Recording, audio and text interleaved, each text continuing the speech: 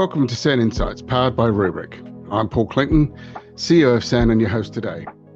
In each episode, we connect with sector leaders and practitioners to discuss the challenges, opportunities, and ideas shaping student experience. Let's get into today's conversation. G'day, and welcome back to SEN Insights, powered by Rubrik, the podcast where we dive deep into the world of student experience and the professionals who make it happen across Australia and New Zealand. I'm your host, Paul Clayton, and today we'll be looking well beyond our own borders to chat with a true titan of the UK student movement, Jamie Agombar. As the CEO of SOS-UK, Jamie has spent over 2 decades transforming sustainability from a niche campus interest into a fundamental pillar of the student journey, and doing so with a refreshing, direct approach that challenges us to think bigger. We'll be talking about his 20-year journey from a one-person desk at NUS to leading a major independent charity, why Europe seems to be setting the pace for sustainability, and what we can learn down under to ensure our campuses are not just fit for the present, but ready for the future. Going to be a cracking conversation, so let's dive in and welcome Jamie. Okay, welcome Jamie. Thanks for joining us today on SEN Insights. If you just want to quickly introduce yourself, I'll jump into the questions. Yeah, thanks, Paul. I'm Jamie. I'm the Executive Director of SOS-UK, Students Organising for Sustainability. I live near Manchester in England. I've been part of the Students' Union movement since, well, pretty much when I knew you back in 2003, 04, 05, something like that. That's right, yeah. That's right, incredible. Well, welcome today. Let's talk about that, the original journey and the organisation. You started at NUS when sustainability was a kind of single role, and it's turned into a leading independent charity. Looking back, what was the kind of eureka moment where you realised this needed to be its own entity, SOS UK, rather than just a department within NUS services as it was then? Yeah, well, there's different angles on this, really. I mean, you'll know, but the student movement is pretty unstable. It tends to go sometimes from crisis to crisis. So we've become the biggest department in NUS, the sustainability team. And every 10 years or so, there would be some sort of financial crisis in NUS. And it isn't good to be the biggest team in a financial crisis. So I was always thinking we need a lifeboat. And then the youth strikes for climate came along in 2018, 2019. And there were loads of amazing young people who were doing all sorts of incredible things, as well as the school strikes. Loads of interesting campaigns popping up. It felt like there was just the right time to float off and create a youth-led sustainability charity here in the UK. Yep. So that was our impetus. We did it with the support of NUS. It was the students and the staff at NUS working together. Brilliant. That's good. It took about 12 months to create the charity and float the staff off. And nearly all the team came with us. I think we were a team of about 20 and about 17 came into the new charity with us. That's good. That was that. We were born. Brilliant. That's and it's good to hear that NUS were on board and supportive of that as well. It's I mean, we were a really big and successful team within NUS, and part of me thinks that, I mean, when you're bringing in lots of money and you become the biggest team, people start thinking and talking about, well, is this mission drift, is it not? I mean, ultimately, sustainability is something that students really care about. Yeah. And the National Union of Students, is there to do champion the stuff that students really care about. So, but it does, when the going gets tough, then, of course, everyone's like, why are we doing all this sort of stuff? And we didn't really have any of that, really. It was the good times. But it just seemed like an opportune moment to do it. And we haven't looked back. So we actually doubled our headcount now. We're about 30 staff. We're still part of the NUS family, really proudly. So we're not part of the NUS group. But NUS appoints some of our trustees still. The NUS president is still on our trustee board. We deliver the ethical supply chain work for NUS still these days. Yeah, that's good. A number of staff is seconded in. So, we kind of joined at the hip with them. We're still proudly part of the NUS movement and the family. But we're just... being independent allows us to get more money in. One of the barriers we used to have was NUS was quite a big charity, so its turnover was too big, and too big for some trust and foundations. You say, well, if you earn over £1 million, you can't apply for this funding. So we've got kind of the best of both worlds. Like we're part of the NUS movement and family when we need to be and want to be. We're not when it helps us, such as when we're generating income. Yeah, great. And moving on to you, you've been very open about how you being neurodivergent shapes your leadership style. How does that different wiring give you an edge in tackling complex, non-linear problems of climate crisis, for instance? Really, really good question. The climate movement, indeed the environmental movement over here, is full, I think, of neurodivergent people. Partly because, I only found out I was autistic a few years back. One of my kids was diagnosed, and my wife sort of said, "Do the maths." And it's interesting because when you start to understand and learn about these things, you can see these traits in other people. Yeah. But being autistic means that it kind of, you have a quite intense, sometimes quite unhealthy special interest. And like my special interest is saving the planet. So it's there's become worse almost prices, like isn't there? Oh yeah, it's become like a life's work for me, and that's fine. But it's like it isn't. I say I go to work, and I'm sat in home office, I'm at work, but it isn't really work. It's a passion, it's a commitment, it's my ethos, it's everything about me is this job. And like being autistic is kind of why SOS-UK is successful in a strange sort of way. And you see this with lots of other youth founder organisations, and indeed climate. Greta Thunberg's autistic, Chris Packham, an environmentalist over here, is autistic. A lot of the people are really driven about the cause, doing it because they've always have like this. I mean, you don't want to glam it up too much because, it is for me, it's really beneficial. But for many people, there's always a downside to these things. So people sort of say they're superpowers. Yeah, but you have superpowers, but you also have super flaws. Relationships are difficult. It's really difficult to go and do the networking bit that you have to do as part of the job. And sometimes it's, it's unhealthy, the amount of determination and desire you see in people, and that leads to burnout. Because when the going gets tough, it's difficult to step away from the work. But I mean, the other thing, I also have ADHD and dyslexia, so it's like triple neurodivergence, and they all have different things. The dyslexia, I think, gives me a bigger picture and lets me see systems and patterns and things. And that's quite useful at looking at what's going on and figuring out where we are and seeing opportunities.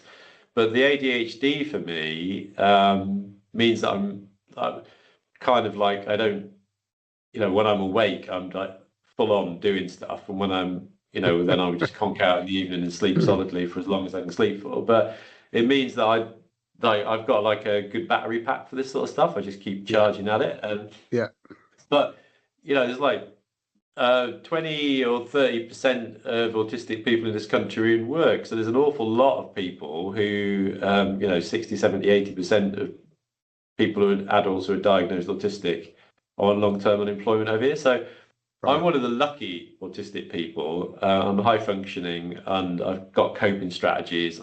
I've been diagnosed later in life. But for me, it's meant that I am successful in what I do, and the charity is successful as a result of that. But there's an awful lot of people who are diagnosed with any one of the three things that I've got and just really struggle. But 100%.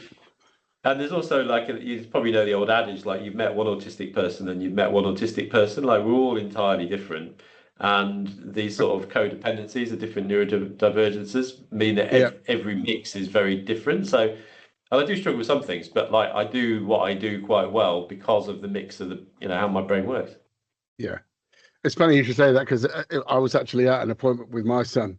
That the doctor said to me, "You probably ought to go and get tested for ADHD, Paul." And so I did, and I was. So it's a very, very similar situation. Yeah, excellent. Yeah. Okay, so 20 years since we last worked together, Jamie. That's a long time you've been in the trenches. In the early 2000s, student sustainability was obviously about recycling bins and light bulbs. What's been the most profound shift that you've seen in how students and university executives view their responsibilities today? Yeah, well, back in the day when you were involved, the student movement was quite leading on this stuff. We developed Green Impact, and we were helping student unions to push the boundaries. And institutions, the universities and the colleges were laggards on it, really. And Yeah. we had a position of leadership, especially on stuff like ethical supply chain, where it wasn't just legal compliance. We were asking about how ethical your business is, starting to think about, early thoughts around circularity and circular economy, all that sort of stuff. But actually, it's really good. It's a good news story. The world has caught up, and indeed, universities have overtaken student unions. And I'm not precious about that at all, because that's the end goal that we want to get to, is that the world Yeah, takes definitely. sustainability much more seriously. But I mean, over here, the student union movement obviously is pushed for a lot of this stuff, but now most universities have sustainability teams. Some have really big sustainability teams, and they're doing a lot more than I thought we would ever have thought they would do. And they're progressive not only in terms of the sector, but they're seen by wider society as pushing the boundaries. Like University of Edinburgh's recently, as part of their net zero strategy, just bought up a load of moorland, and they're restoring it. They're using it as a carbon sink. It's part of their endowment. So they're reinvesting their money in actually restoration of ecosystems to absorb the carbon that they emit Wow, from their how good is operation. that?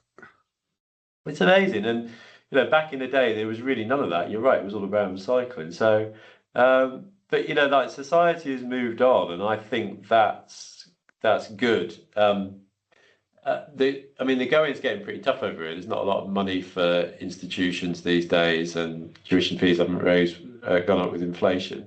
And we're starting to see some signs of strain on institutional Yeah. commitments. People rolling back their targets, people making their sustainability teams a bit smaller. And I still think there's an awful lot of amazing stuff that's going on, but I don't think our institutions are as fickle as business, where business is, hey, we're all ESG and CSR and all that sort of stuff until the going gets tough, and then they sort of just Throw it entirely out the ditch window. it from their business plans. Yeah. But kind of like the North Star for me is that over here, universities exempted charities, and charities exist to serve the public good. Yes. So that's kind of the definition. Like, is the stuff that we're doing, not in terms of, like, I would call it sustainability 1.0, which is less bad, like less waste to landfill, less carbon emissions, but actually the sort of 2.0 is more good. So the students that you're turning out of the system, are they prepared to be part of the solution rather than part of the problem? Yeah. And I still think we're heading in the right direction. Increasingly, sustainability is less about estates and it's more about teaching and learning. So yeah, we've come a long way, but there's still a hell of a lot to do. Yeah, absolutely. We often talk about eco-anxiety in students. Over your kind of 20 years, have you seen a shift from anxiety to agency? And how has SOS-UK helped facilitate that transition over the last 7-8 years? Well, that's kind of what we do. So basically, I should have said at the start, but SOS-UK supports young people to drive the change that's required. So everything we do, we've got like 20 active projects or campaigns at any time, as a student at the heart of it, driving it, leading it. Yep. And in the instance I mentioned, Green Impact, it was Anna Darcy who set that up as a student 20 years ago, and we're still doing that, with her support all these years later, supporting other students to drive the change. So we've got some amazing projects and campaigns, but there's a student at the centre of each one, and that kind of like the action, like the anxiety into turning anxiety into action, is kind of like what we do and why we do it. So the best way to settle fears of eco-anxiety or climate stress is to actually get on and do something. And we've got some really interesting projects which we're starting to think about intergenerationally. And we've got a project called Teach the Future. It's led on to Teach the Teacher, and it's young people teaching their teachers how to teach climate, because the government, hadn't done the curriculum reform that we needed. And then that led on to Teach the Parent, and I want to take it into Teach the Grandparent. But like, young people often feel helpless and hopeless about the way politics is going. Yeah. So rather than just get stressed about that, turn it into action in your community. why don't you start to think about how, as a family, we can eat less meat, or reduce our carbon emissions from our travel, or encourage biodiversity in the garden, or use less pesticides, whatever that might be. And very often young people have the solutions, but they don't have the confidence. So actually our whole point is we bring together programs where young people are collaborating together, and it's like, oh, I tried that with my grandparent, did it work with you? And then you sort of build up some momentum behind these things. But I mean, there's a lot of young people out there who are really worried about the climate emergency and ecological crisis, and rightly so. And many of them are having very poor mental health as a result. And that's kind of why we do what we do, because we're trying to catch them and bring them back and help make them part of the solution. Yeah, fantastic. You touched there on Teach the Future. I mean, you've had some massive initiatives like that, like Responsible Futures. If you had to pick one big ticket item for 2026 that you will have the most like multiplier effect on the sector, what would that be, Jamie? Yeah, well, just a quick note on Teach the Future. Teach the Future led to Teach the Teacher, and it led to Mock COP. So Mock COP has allowed us to get climate education into the climate conferences. That's when COP was postponed due to COVID, so we ran our own big online version. And that's led to amazing legacy. Like in the old days, education ministers didn't come to climate COPs. It was just foreign secretaries and climate ministers, and now that's been great legacy. And then it led on to the curriculum assessment review that we did here, and the shadow curriculum assessment review. So like you start off with a small seed of an idea, and it sort of expands. But the latest evolution of that for the year ahead this year that we're working on is going to be the National Union of School Students. So most European countries have a high school union. Not over here. There is one in Northern Ireland, not in England, Wales and Scotland. But now you probably know we've got votes for 16 over here now. So like 13-year-olds in school will be voting in the next general election, but most 13-year-olds say they don't want to vote because they look into politics and see a load of people they don't like the look of, or they don't trust the politicians. So we're with NUS creating a new high school union.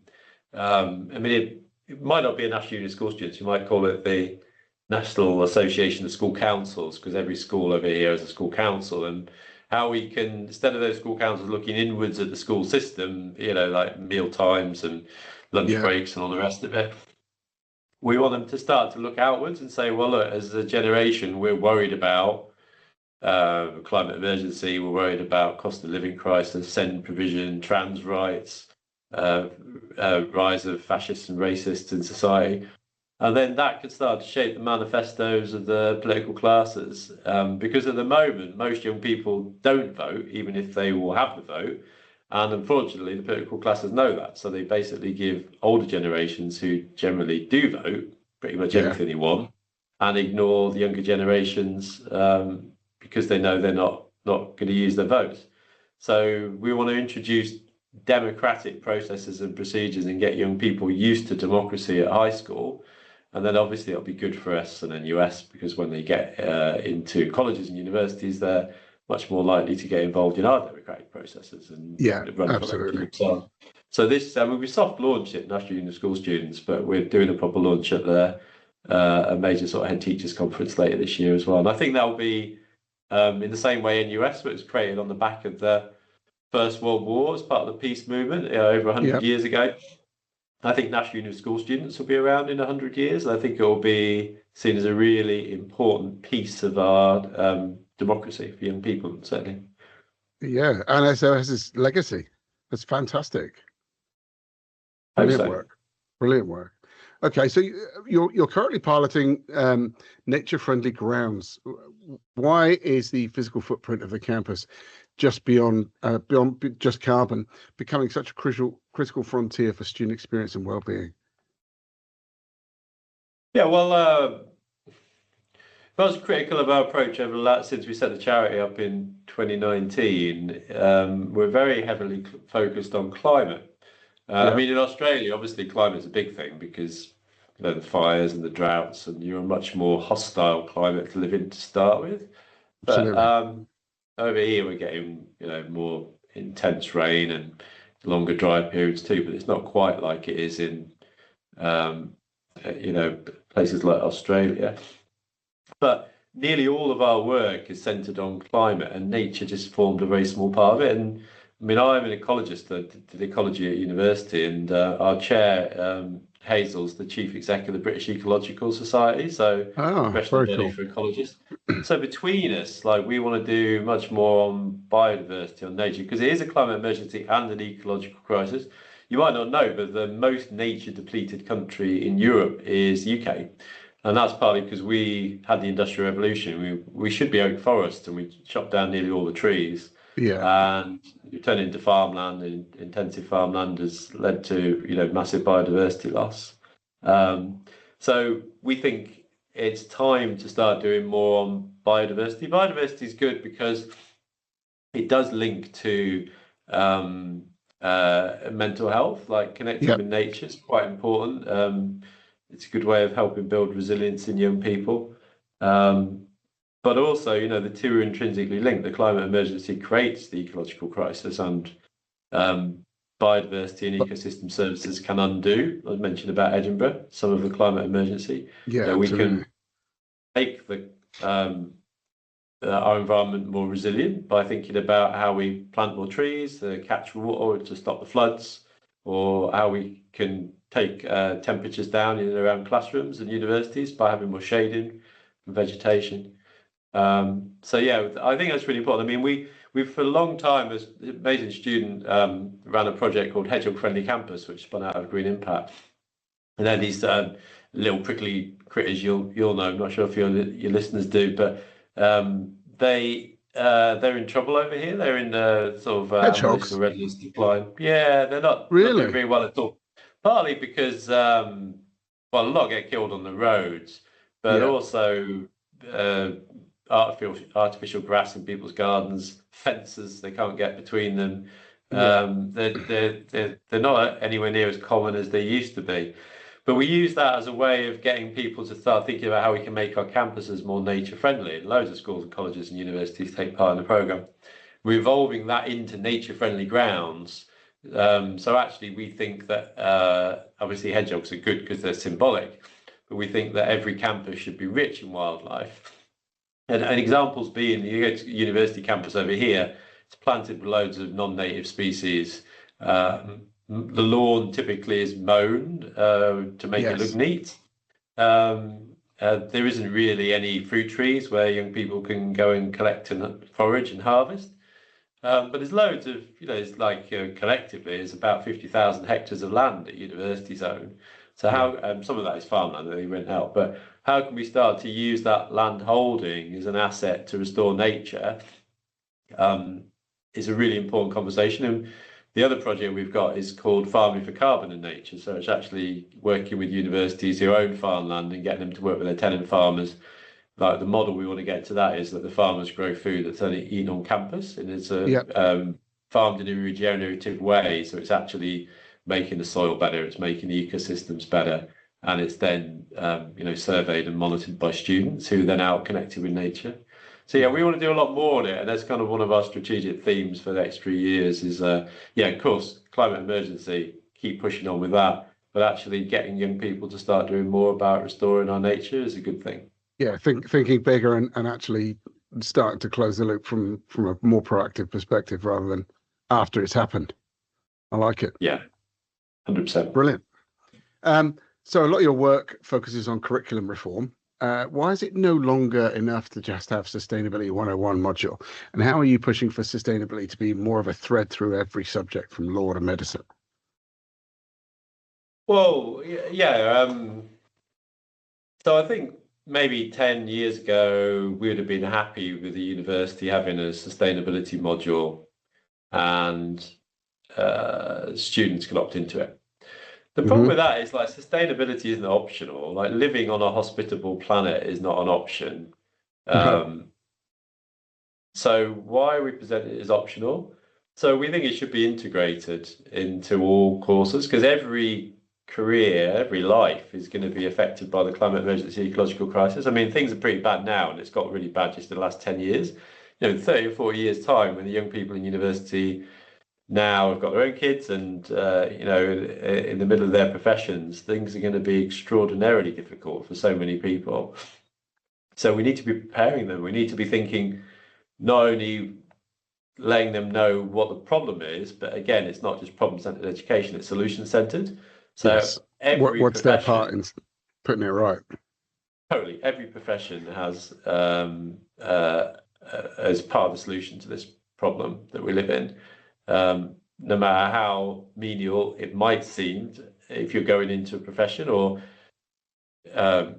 example, like we do quite a lot of work in colleges, and like very often people say, well, how does this link into the climate emergency? Well, example being like catering courses, like how the food that you buy, the way you sell it, the meat, the carbon intensity of that, it's all relevant. Hairdressing, like the chemicals you use. Yes. It's like you can link everything back to being part of the solution, but unfortunately that isn't integrated. And actually encouraging students, a small number of students, to go and do an option isn't like the Isn't way the that it needs answer. to be.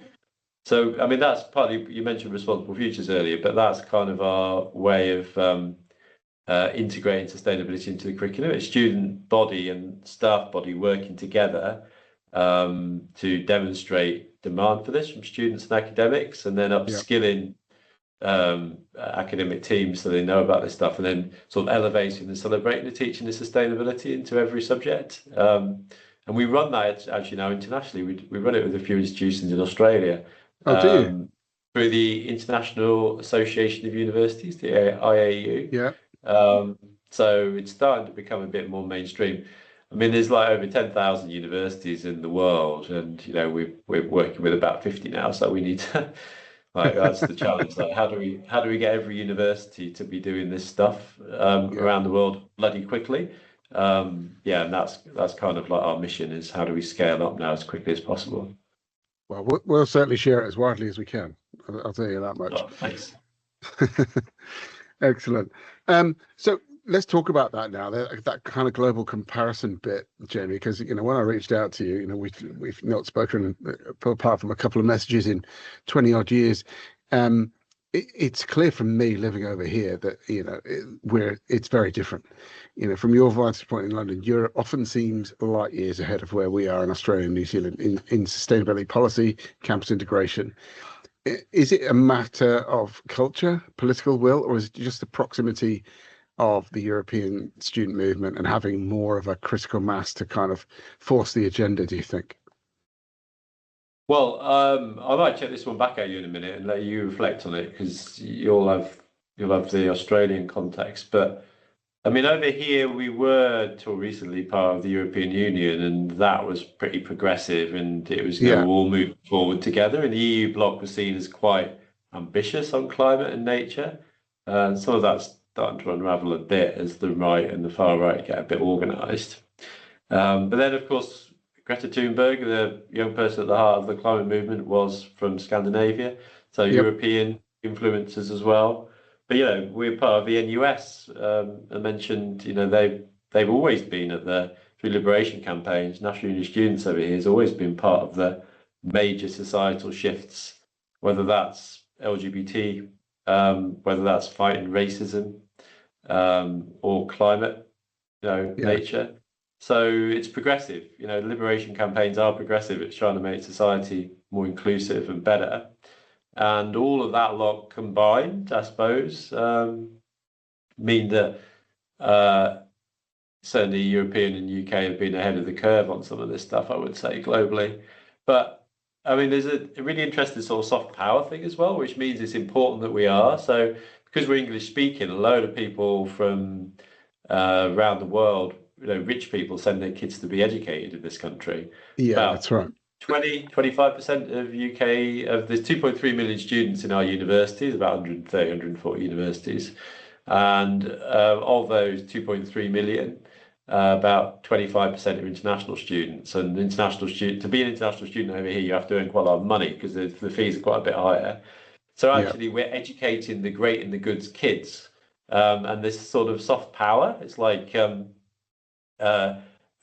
what sort of education are we giving them, and are we actually equipping them to go back? And they're undoubtedly going to be, partly because of opportunities that they'll have when they get back, not necessarily always due to talent, but they're going to go back and probably be in important leadership roles in their countries. So it's really important that the UK does a good job with this education, especially on things like management education.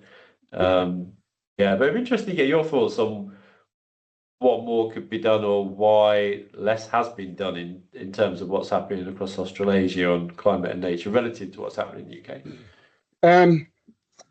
I think, well, number one, having come from the UK to Australia, I think the geography has an impact. We are so much further away. It's a vast space with so many less people. There was, I think it was about 22 million when I got here, probably 25, 26 million now. In a place the size of the United States. So, and there's vast areas that are almost uninhabitable or that have very little habitation. But I think the economy has for so long rested on its natural resources, its minerals, its mining, its metal. We export coal like it's going out of fashion, beef, and all of those things. So much of the Australian way of life is underpinned by the finance of all of the industries that are detrimental to the climate, that it's never really raised its head because politicians are all funded by that lobby. So I think that's a huge part of it. And the few attempts that I've seen over the last 20 years, we had a company that was funded and stood up for recycling soft plastics and so on, just went under and it's just disappeared. So there's very little going on when you compare us to your average European country. We're light years behind. So it needs some sort of change at a government level, but unfortunately there's so much money in the mining industries, in those big industries that are creating so much of the climate problem, that we're going to struggle to change those voices at Parliament level. Yeah, well, you're right. The money and influence is an important factor, and undoubtedly there's an awful lot of that. Of course, elected representatives shouldn't be influenced by these things, but constant economic growth is kind of what everyone wants, and increasing everyone's lifestyle seems to be pinned to that. But there's such opportunities over there solar's quite big over here now, and they've loads. Get on the train to London, there's fields full of solar, and it's like, well, it's a cloudy day again today, but it's like over there you've got so much land, so much sun, you could generate so much energy. And I know how you use that energy and what you do with it would be important, but it's just, for me, I look over there and it seemed quite regressive and quite a laggard in terms of things like climate. But there's also little bubbles of hope over there. There's some amazing teachers that are doing good stuff on climate, that are trying to get the curriculum reformed, and you keep seeing amazing young people popping up and trying to do good things. So it's just how there's a lot of hope, and like you say, there's some great stuff being done with wind and solar, but unfortunately it always falls on the on the political scrap heap when it comes to there's been solar incentives for. It was solar panels originally, and then it was solar batteries. But the situation is now that there's so much solar going in during the day in Australia that you can't use it all.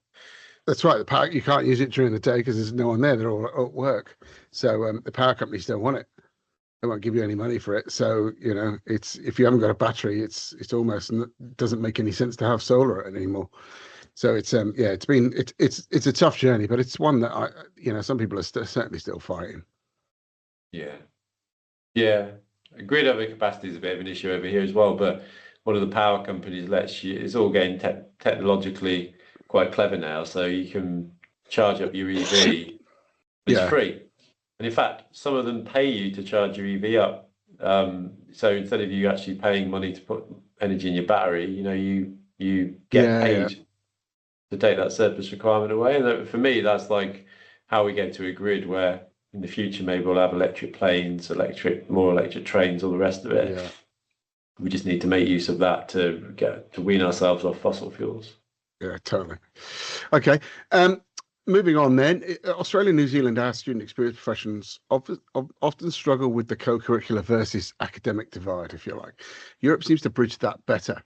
What's the secret sauce that they use to make sustainability feel like more of a core part of the student identity rather than an optional extra, would you say?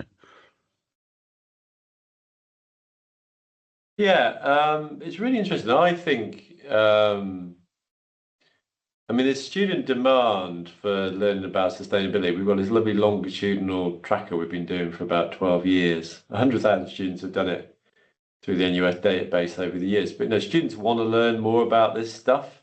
Yeah, And student demand, when the fees went up from 3 grand to 9 grand, the tuition fees a year, student like the student voice was seen as the way that would happen. It's like, well, students will be the consumers, so we need to give students more of what they want. So if you could prove that students wanted something, then arguably the sector should respond to that. And I think that student voice is still important. I mean, we're, you know, the marketized higher education system hasn't really worked out because the debt doesn't sit with the students, it sits with the government, and many of them don't pay it back. And now the government aren't increasing the amount that's paid. So there's a problem with universities not having enough money.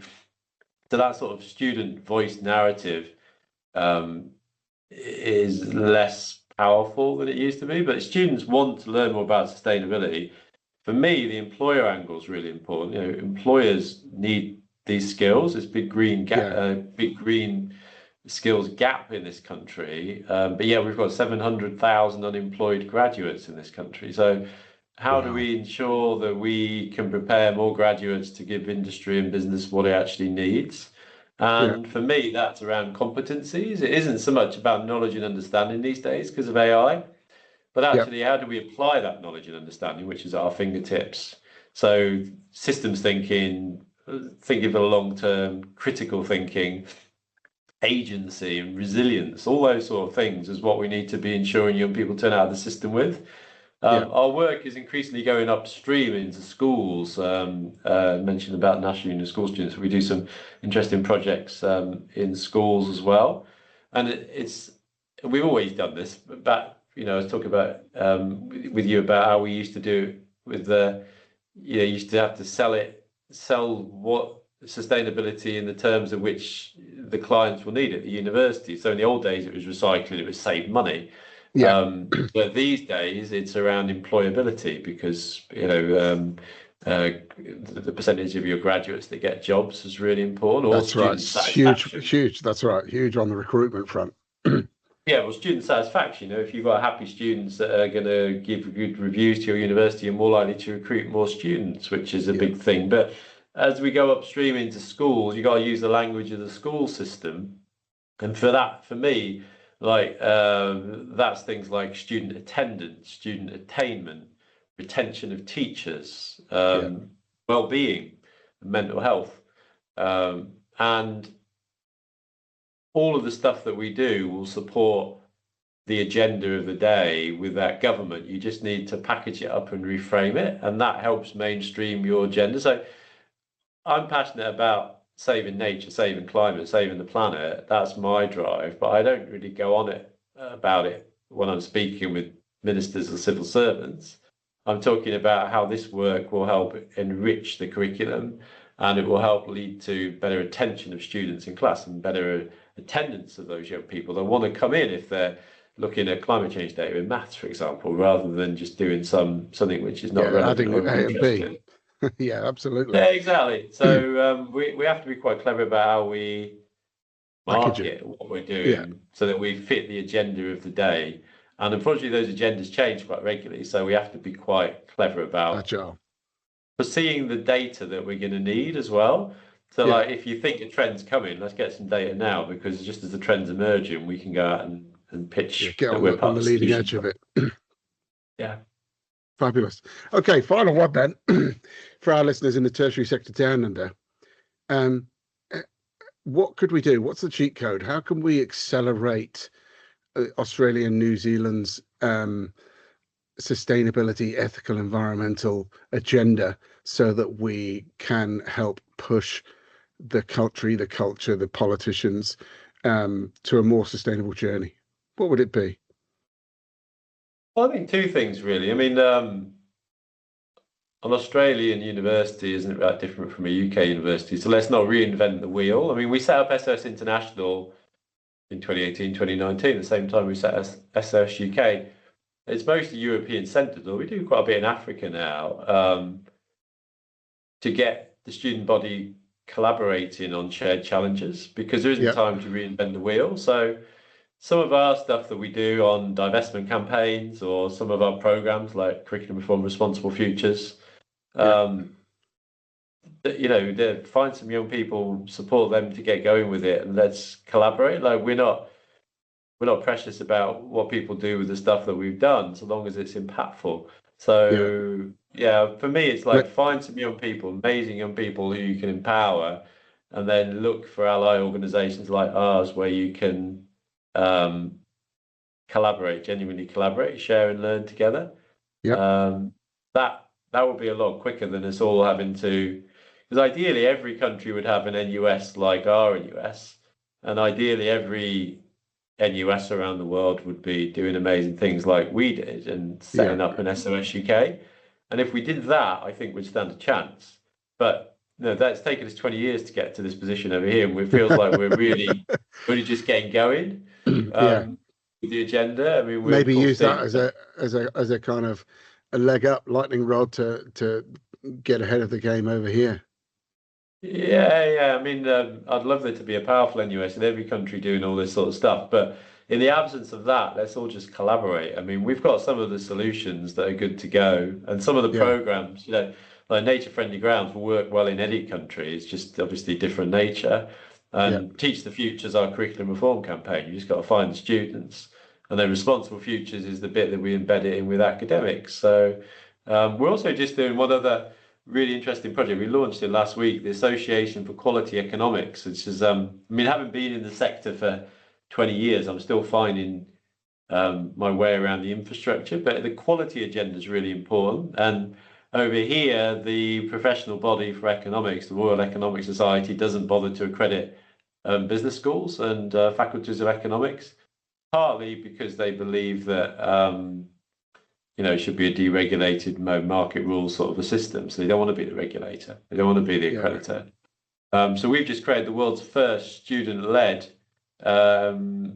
membership body that's going to become an accreditor.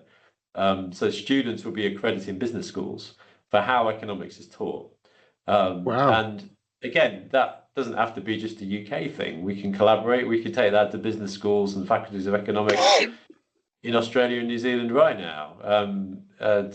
We just need to find ways of doing collaboration more effectively and better. I mean, it's difficult because of time zones, but if you come across any amazing young people that are passionate about climate, or anyone in the student union movement over there who wants to do some interesting stuff, then our door's always open. We'll always find time for a call.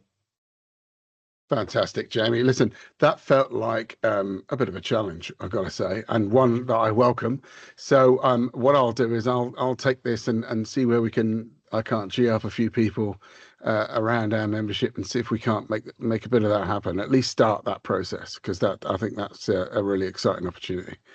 Jamie, it's been fabulous. I leave, as I always did after our meetings, inspired, as always. Thank you so much for your time today, and I hope that our listeners have got a lot out of this. I know I certainly have. So I'm really grateful to you, sir. Cheers, Paul. Yeah, it's been good to catch up, and let's keep talking. Yeah, absolutely. I'll be in touch, certainly. All right. Cheers. Thanks.